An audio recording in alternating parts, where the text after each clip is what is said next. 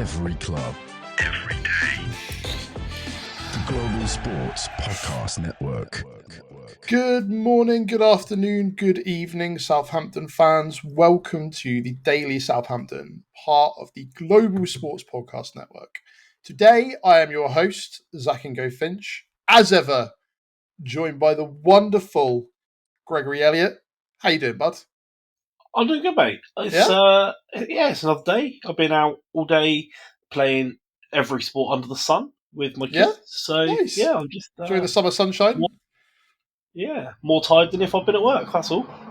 Just Yeah, that's a different type of tired, right? You stare at code for long enough, it starts to look back at you.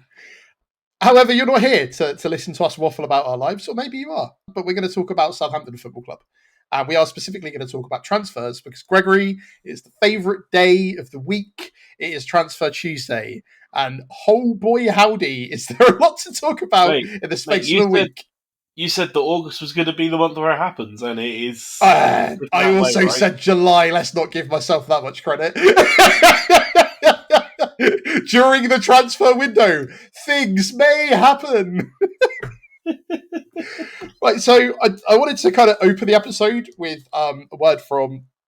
We didn't even do an episode of the fans forum because it didn't really feel worth it. But one of the things that Spurs said on attacking signings was, I think we had a great pre-season because it showed us what we needed to see. Scoring goals is not just on 2 or 3 players, and the summer window is not closed. Not everything is done.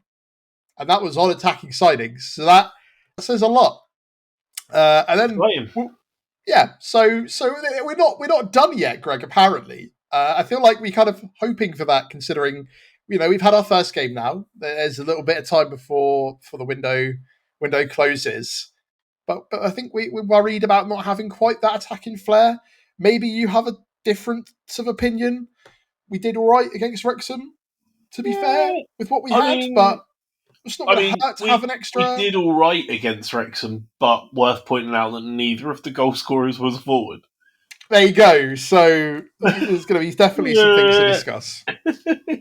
So, Greg, how do you want to start today's mammoth episode? Do you want to start it with outgoings, or do you want to start it with incomings? Always outs first. Always outs first. Always out first. So a couple of these players have their own, I guess, ongoing sagas. You're all going to know who one of them is. There's the start of another one at this point. So let's just start with some of the other things. So, according to Jack Rosser on X, the Everything app, Will Smallbone could move on from Southampton this summer. So I don't even really know if this constitutes a rumour, because where I'm at is that, okay, he could move on if a bid comes in for him. So could most players. Doesn't feel like there's any contrary. I guess what it says here is that if there is sufficient interest, he might have a move. Yeah. A bit of a non-anything, really, but I can understand, I guess, why. Is he out injured at the moment? Is that why he wasn't in the squad on the week? He took a knock, right? So, it's one of those things where if Aribo goes, right, theoretically, you then at that point got Matsuki, who was obviously on the bench. You're going to have Shea Charles. You're going to have Flynn Downs. And then you're going to have Smallbone. Obviously, Smallbone fits into more than just that role. But that's primarily where I see him coming on if he's needed. And, I think that, as you said, it's the fact that he's such a utility player that's almost to his detriment. So I guess we'll have to see where the balance is at the end of, the window. But I if he wanted to move on to play a bit more, I can understand that. It'd be sad to kind of lose him, as much as he's been a big scapegoat. We've had opinions on him on some of his performance in the Premier League last year for sure. But as you've also pointed out many times before, Greg, he's a decent utility player. So I guess we'll see what happens. But I think that Smallbone is a good Championship player. I don't think that he's one that is likely to. He showed us last season. I don't think he's likely to be able to make that step up to the Premier League, and that's not. That is what it is. He's still a useful player that can do a bit in the Championship. I mean, he scored that opening goal against West Brom in the playoff semi-final.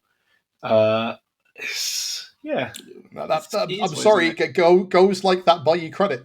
right? We're coming off the back of the Jack Stevens goal. That's brought him enough credit for the year, as far as I'm concerned. Yeah. Well, I mean, we'll see. The year's young. Moving on. Reading are one of the few League One sides who are monitoring Saints FC Academy striker Dom Ballard.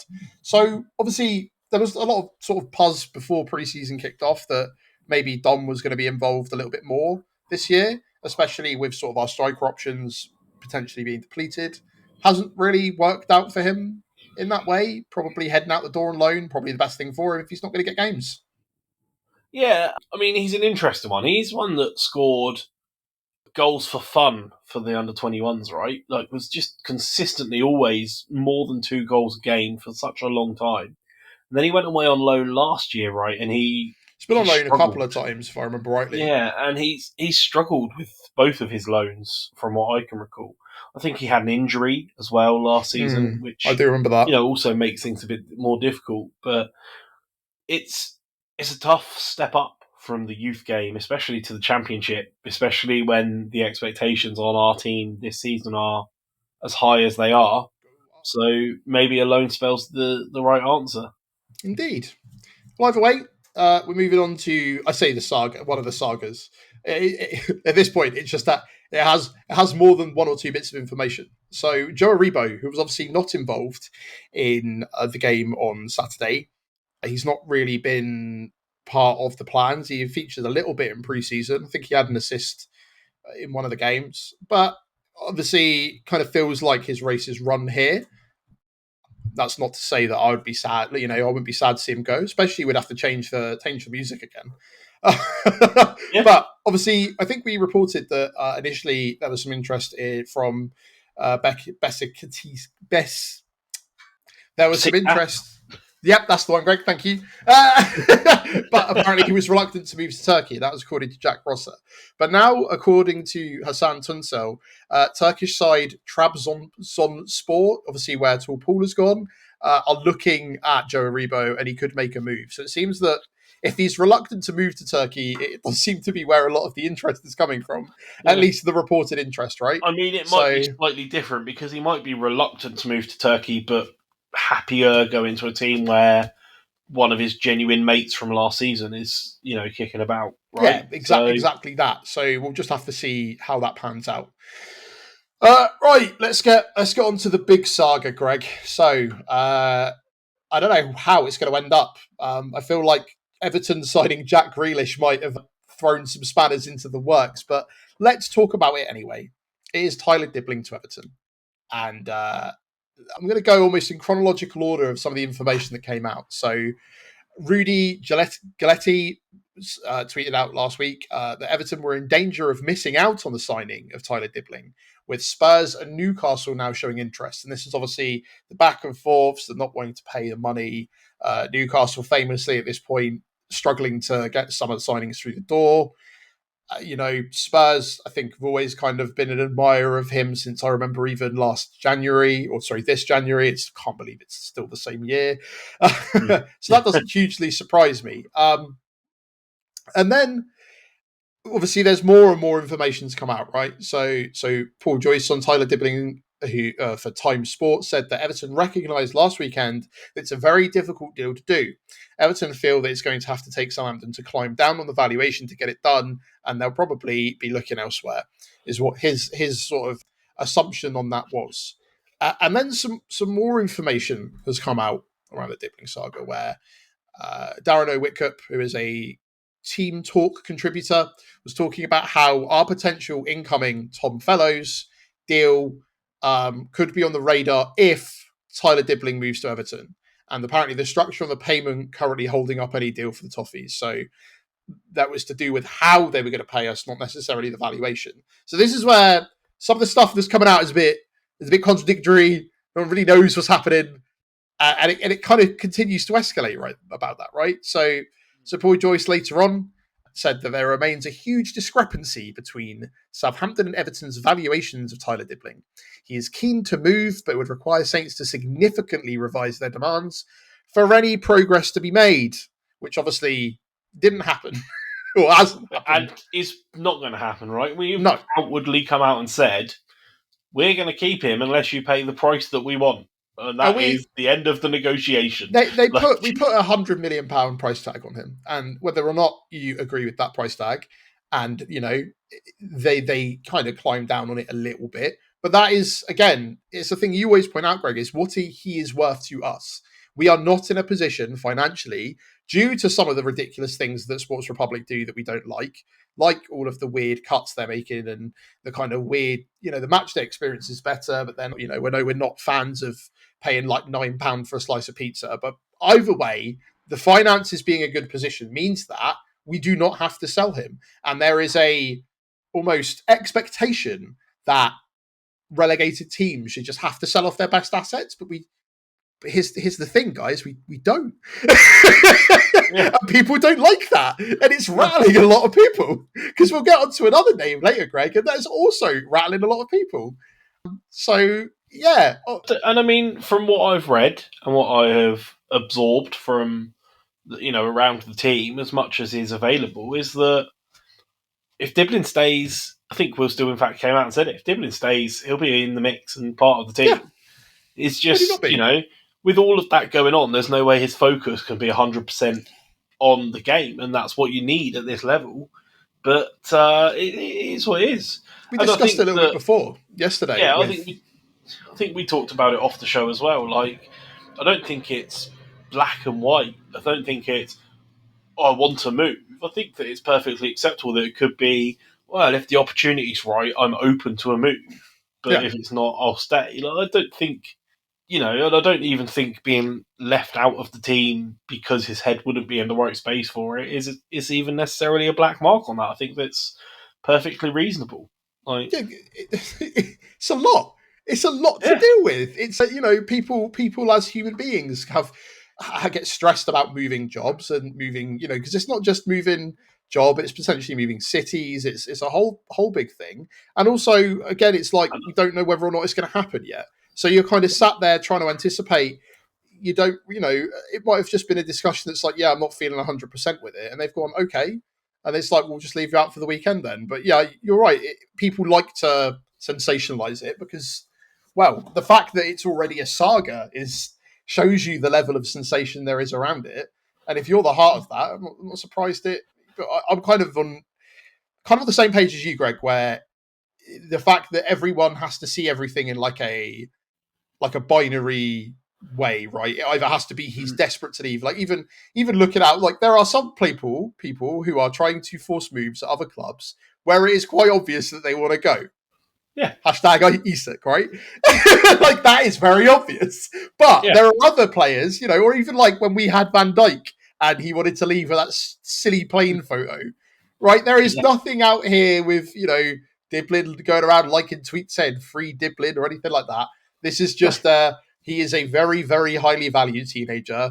We have put a very, very high value on him. We want them to pay the money. They don't. While that's all going on, he's all right to sit out because of the fact that we've got other players. So, yeah.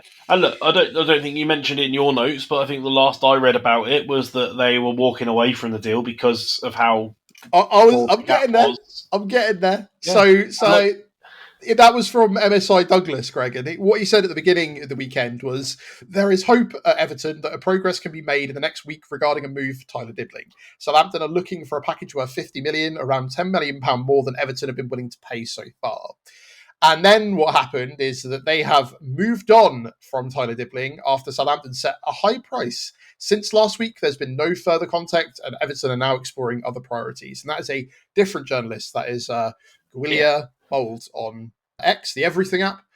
And then, obviously, the latest thing that you talked about, which is from MSI Douglas as well, who was talking about how there was supposed to be progress this week, said that Everton are walking away from the deal for Tyler Dibbling. Whether it's a tactic or not remains to be seen. And Everton's interest remains, but they consider Southampton's demands excessive.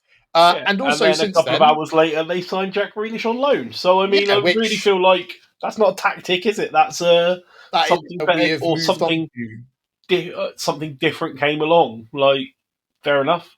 Exactly that. So that's kind of where we lie with the Dibbling saga as of now. We could wake up, you could be reading, you could be listening to this podcast, and you have already read that perhaps he has moved. That is unfortunately football. It's really, even doing a daily podcast, it's really hard sometimes to keep up to date with everything that's going on and how fast everything moves. It's crazy. But I'm quietly confident now that I don't think he'll be going to Everton. I don't think that necessarily means he's going to 100% stay. There might be other people that are interested. Makes it more likely though, right? Because I don't see anyone else. It sets the benchmark to everyone else, right? No one else is going to be. Everyone now knows that they're not going to be able to come in and lowball with a 30 million offer on deadline day. It is what it is. Like, we're not desperate. You'll pay the money, and if you don't want to pay the money and you'd rather pay the money for someone else, that's on you, innit? Like, there you go. It is what it is, and that's Grealish's wages are probably going to be a lot higher than Dibbling's. That's where I'm at. But yeah, and I mean, I would argue as well that Grealish going there on loan makes Everton a less attractive prospect for Dibbling, because that's additional competition for what, one of the big selling points for going to a club like Everton for a player like Dibbling is that that's basically guaranteed Premier League minutes. And now you've got to compete with Jack Grealish for that. That's not the same package, right? No. That's a different kettle of fish. No, it is not. Right. Greg, did we do a first little break? No. Perfect. We will be back to talk about Sam Adozi after a word from our partners at Bioniq. Your body is unique, and Global Sports Podcast Network has partnered with Bioniq, the world's most personalised supplements. Bioniq provide 100% tailor-made supplements designed to deliver precisely what your body needs at exactly the right levels to optimize your health. No guessing. So click the link in the show notes. Use the code GSPN 2025 for 40% off your first month's subscription. Bioniq. Don't settle for off-the-shelf solutions made for just anybody. Get what's right for you right now. And we are back, and luckily my co-host is here to keep me sane, because if not, I would probably be in trouble for probably never putting in an ad and just talking non-stop for hours end. I don't think that goes down too well with corporate, but hey-ho. So, Sam Adozi is where I said we would come back to, and that is where we will come back to. So, Belgian side Club Brugge are in talks to sign Southampton winger Sam Adozi. We already knew about that kind of. That's from Sports PO. That's been a rumour on the cards for a while. However, then it kind of changed a little bit, and apparently Belgian side Club Brugge held exploratory conversations over a deal with winger Sam Adozi. But a move is not currently advancing, and that's according to Newsblade Sports. But say it in a Belgian accent. That's not even a thing. They speak French and German. I can't pronounce the name of the Twitter handle, but that is what it translates to in my head. Oh, man, right. I'm getting so bad. I'm butchering names and now even Twitter handles. What's going on? And apparently where we're up to now is that Sam Adozi is deliberating between a move to either Strasbourg or Club Brugge, with a decision expected in the next 24 hours. The French side have an agreement with Southampton, while the Belgian side currently do not. And that is according to Sacha Tavoleri on the Everything app. So, yeah, apparently that explains a lot, because obviously he wasn't involved in the weekend. It seems like that, Strasbourg have come in for him and he could probably just say yes if he wanted to. But I think he might be waiting for Club Brugge, because obviously he played in Belgium last year. I'm not really too sure, but it does kind of feel like Sammy's career is kind of over at Southampton. Especially with being left out of the weekend and not really the same level of noise as Dibbling, right? Or even Aribo. Yeah, I mean, it's an interesting one, but it's the same sort of thing of if your head's not in the right space because it's going on, it kind of is what it is. I think it would be a shame to see Sammy go, but, like we said before, we've got a bloated squad, and that means losing some players that we want to lose and some players that we might not. So it is a shame, but, wish him nothing but the best. And that's that. So, down to our last potential outgoing, Greg. You know who it is. It's Matias Fernandes. So that's all decided to kick up again as of currently today. Bid for his hair, right? That's so ex-WHU employee said on Matias Fernandes, I do think we'll step up our efforts to sign him next week, and it'll be interesting to see how many other clubs do. I suspect a bid will go in for the player from us again soon. And like clockwork, Southampton midfielder Matias Fernandes is not short of interest, but West Ham are optimistic a deal will be struck, according to Jacob Steinberg. And then there was another tweet from him that talked about how West Ham are preparing an opening bid for him, who is a priority midfielder target for Graham Potter and could cost around 30 million. At that point, Alfie House retweeted that you could maybe buy his hair for that.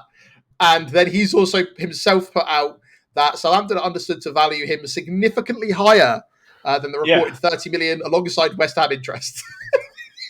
Because, 30 million pounds. This is baffling. It's the, well, why can't, I'm seeing people saying, well, what about a swap deal with James Ward-Prowse? That's not happening. Why are we making things up? There's no talk of that. Just because, we've got Ryan Manning. It's fine. Also, he's going to want to stay to get his Premier League record. That's pretty much all he's living for right now. I don't think he's going to get the England squad anytime soon. So, in the nicest possible way, it was lovely. It's going to cost a lot to have him in the Championship in comparison to Matty, and I don't know if it's necessarily an upgrade. I don't know if I'd take 40 million plus James Ward-Prowse, because again, it's not really money off the books. If you're then, it's just a lot of the people are talking about hypotheticals, whereas in actuality, the bid that's come in is 30 million pounds, and that bid is not sufficient. Yeah, it's not going to happen. Look, I mean, you've got to think that 50, 60 million might do the trick, but maybe. But even then, we know his quality, we know his potential. He signed a pretty long contract with us when he signed with us. I mean, he played on Saturday and is obviously happy to be in and about and playing games. If they pay it, maybe he'll go. Enough. If they pay the money, he'll go. Maybe. I don't know if it will be to West Ham. I could see him going elsewhere if there's supposedly be lots of interest right now that there's an actual solid bid that's come in. You might see bids fly in thick and fast from everywhere. But we can only go on the information we currently have, and the information we currently have is a £30 million bid, which is hilarious because it's about £15 million less than Everton put in for Dibbling. And, we said no to that. We'll say no to this. Again, the only one out of the three that we knew was definitely going to go would be Ramsdale. So we don't need to sell, meet the valuation. It's simple as that. This is like the guy that tweeted out that he was worth 15 million euros, where although he was said 11 million pounds, and I think that he just gone onto transfer market, found the 13 million pounds, 30 million euros supposed value, and just tweeted that out. But it is what it is. I just don't see it having much legs until anything changes.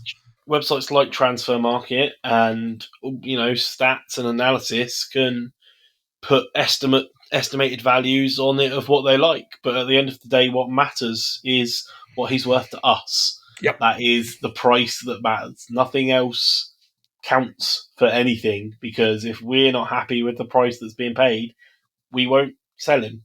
So unless he's got some sort of clause for relegation clause, which to my knowledge he doesn't, like Yanni B did, is what it is. So that leads us, Greg, to incomings. Should we have a break first, mate? Let's have a break first. A word from our partners at Zencastr. Here at the Global Sports Podcast Network, we spent a lot of time selecting our delivery platform. Zencastr came out the clear winner. With 4K video recording from your phone and AI editing that removes all those ums and ahs, it's super easy to start a podcast that sounds great and is delivered efficiently. If you're ready to tell your story, check out the link in the show description and learn more about Zencastr. So, we're back, and now we've got some exciting things to talk about. Incomings. We have basically filled an entire episode's worth of content with just potentially who's leaving, but that is because we have an incredible ability to waffle, and there's just a lot going on. August is the month. So, Greg, apologies, because realistically, you could have split this into two parts, but we're here now, so the listeners get a bumper episode. So, right. Wait, we already haven't got enough days for episodes this week with midweek games. Let's not be throwing things around that we can't be dealing with. You're right. Do you remember when we thought we'd struggle in the off-season, and now the season's kicked off again, and we've just got so much knocking around that we just don't have enough time in the day? Yeah. Good times. Right. Breaking. Southampton have had a bid rejected for Coventry midfielder Jack Rodoni. The bid was well below the asking value, and it's unclear if Saints will return for another offer. That is according to Jack Prosser on Twitter. Once again, a lot of the sources I get through a combination of Saints Extra, Just Saints. All of those Twitter accounts are really, really handy because they just have a great place to centralize, find all of these different tweets, and then I get to go through the journalists and watch them. Sometimes I say journalists. We'll talk about some of the sources in a bit. But yeah, so how do we feel about that? Obviously, I don't know if you saw that. We saw that we put a bid in. Apparently, it was rejected basically straight away. I'm guessing we went in with a low ball. Yeah, I mean, it's news to me that we went in for him. It doesn't surprise me. I think he's a very, very good Championship player. I think he is one of, he's like Coventry's superstar. So I don't know what we're thinking might happen, but I mean, you've got to give it a go, I suppose. Yeah, I think he's a very good creative player and would probably fill the gap that we've got quite well, but maybe we're just trying our luck on a few different things, right? Yeah, so, how much is he worth to Coventry? I guess is the real question, mate. That's exactly it, because they're on a push as well. So exactly that. Right, so apparently Southampton and Cardiff are among the teams that have an interest in CF Montreal goalkeeper Jonathan Sirios, 24, and that is according to Team Talk. So obviously, we talked about this before. We talked about the idea of, is it just going to be Baz and McCarthy? I don't necessarily think it will, just because I think you need that third goalkeeper just in case. Just because we've literally had a case last year where we needed that third goalkeeper. I don't think that they would want to underestimate that, right? So I wouldn't be surprised if we bring in a third, even if they are just to sit on the bench or be in the background. Yeah, it makes sense. It is my number one point of concern in the team currently. Again, not due to ability necessarily, but definitely due to there's a lot of games. There's a lot of games in the Championship. A lot of games. 2 goalkeepers that spent time out injured last season. Yeah. One with quite a severe injury and then had to come back off of a loan due to another injury. So, yeah, it does worry me. And speaking of goalkeeper, Southampton, Leicester and Rangers are interested in Sheffield Wednesday goalkeeper Piers Charles, 20, brother of Shea, who's valued at £8 million. So apparently it'll be a really pricey deal. Obviously currently at Sheffield Wednesday, so who knows what's going to happen there. I mean, right, there's a couple of things there, right? Because Shea Charles' brother, so there's sort of an in, but obviously going into any business with Sheffield Wednesday at the moment is a huge risk and a huge, I would imagine, a huge pain. I bet. That's probably enough to put you off, right? Yeah, it's a strange one. That's according to Reluctant Nico on X. So, but then also maybe it's like an inverse risk where maybe you just say you'll pay the $8 million over 8 years and hope they go bust in a year. I don't know. that doesn't really tend to be our style. We tend to be the sort of we tend to be the ones that get. It's probably one of the things holding back things like Joe Aribo transfer, right? With Transponsor, like don't they still owe us money for what's his name, guy that played 7 minutes, Orsic, right? Orsic, yeah, like, still owe us money for that. And I think it was Mara that we did some business with Bordeaux to help them when they were financially struggling. Like, yes, I don't think that we're going to be the ruthless sort that are going to try and hedge our bets that way, but. It is an interesting one. Yeah, for sure. And also, like, it wouldn't be the breaking the bank, and it might be a bit expensive in comparison to others, but I think it would be decent. Plus, it must be nice to have.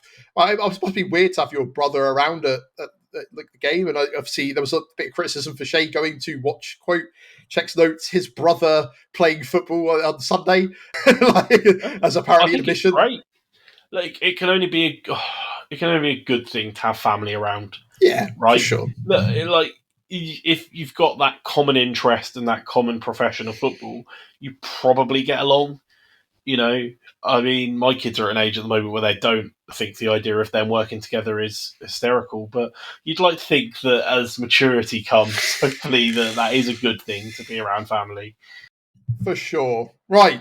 So on something else, Southampton and Ipswich are keeping tabs on Brighton winger Abdullah Sima, who has entered the final year of his contract, and that is according to Foot Africa _. Yeah, seems all right. It seems very much like some of the other stories we've heard, which just kind of are. What does keeping tabs mean? Like Does it mean we're putting in a bid? Does it mean we're going to potentially wait next year to pick him up? He's 24, Someone on the so club put them on the add to watch list button on FIFA, mate. That's what it means to me. Like, oh, okay, yeah. I don't really have much more to say on that one. Usually, I would usually have a bit more time to deep dive into sort of individual players and what they're like, but there's just been so much this week. So, moving on to the big story, which seems to be moving at pace. So we've spoken about him before, and it is Eduard Spurzian, Spurzian. Come who on. we always Do it. miserably fail to pronounce, just including them as well. And so let's start from the beginning, Greg. So Armeni Football is the one that keeps posting and has kind of been back and forthing with people. And it's kind of been the source for this. There have been other sources Alfie House talked about as well, but we'll get to that. So he said about last week that we will make an official offer for him. The player is aware of the interest and seems to be interested in the project. So that was kind of one of the more recently sort of kickoffs around it, right? And then it said if we can agree a fee for him, there'll be a 99% chance of the transfer going through, with personal terms seemingly no longer an issue. And then he reported that a 12.5 million euro offer from Southampton has officially arrived today at the Russian club, and they are considering the proposals. So this, I think, was Sunday, and it remains to be seen if the player will accept the move. Southampton are said to offer him a 4-year contract worth 36,500 euros per week, with an increase in the event of promotion to the Premier League. Then their manager, Murad Musiev, said that the club has not received any offers for him. So it could just be a tactic, which is what Armenian Football said, and that's according to Rachov on X. So then Alfie House talked about the links in the Total Saints podcast on Sunday and said that the club keeps telling me that they don't think a bid has gone in. They're not sure where it's coming from. It could just be hot air. It could be a smoke screen. I've not heard anything about it. He has most recently put out that apparently the interest is genuine, but it's unclear if they have taken any further action at this stage. So it could be that everything that's being put out is potentially true, and they're not trying to say anything about it. There's people talking about how is it even legal because it's a transfer from the Russian league, and I had to look this up myself, and I think it is. There's some weird, fun rules there because I thought for a second, hang on, I think there's some rules about where the money goes and how it works and that kind of stuff, but to my knowledge, we are allowed to buy players from the Russian league. So yeah, a bit of a strange one, but might randomly burst into life this week. And as you were talking about, where sort of stuff comes out of the woodwork, like we've briefly spoken about this guy a few times, but not really a lot. And then all of a sudden, a lot of information seems to have come out over the weekend that their club manager is denying, and by denying it means, you know, he might not have been told, to be fair. It's the manager. We weren't speaking to the CEO of the club. And, you know, Alfie House was kind of, you know, a bit dubious about it, but now that interest seems to actually be genuine. We just don't know where the transfer is. So maybe we're just keeping the actual incomings far closer to our chest than all of the conversations around outgoings, which also makes complete sense. So how do you feel about that, Greg? Yeah, he seems like a nice little creative player. It seems likely that he's at least one of the targets we had in the sort of 3 pre-agreed target areas. So it seems to make sense. If the price is right and something happens, then great. I mean, it is an area that we're looking to improve on. So yeah, that's kind of where I'm at. Like, we'll have to see if it actually materializes into anything. And, you know, as early as tomorrow, we could actually hear some more information about it, you know, today, if you're listening. So who knows? But it seems to be the fact that so much information comes out, you know, it could just be, considering it's only really from like one source, it could just be one guy saying a lot of stuff. But I don't necessarily know that you know, I don't know how trustworthy that is, but also I don't want to completely discredit someone that might be trying to do decent journalism. So who knows? But the fact that the interest is genuine there means they might just be keeping it close to their chest. But that is us, Greg, linked with some actual real life players for once. Well, it's amazing. Look, it's kind of nuts, isn't it? It's the place to be. Things are happening. Wheels are in motion. We know where we're at. The season's underway. Games are coming thick and fast. Mate, football's so back. It's so good. it is back. We still have a rough couple of weeks to go, but at least we might be able to celebrate a new player incoming at some point.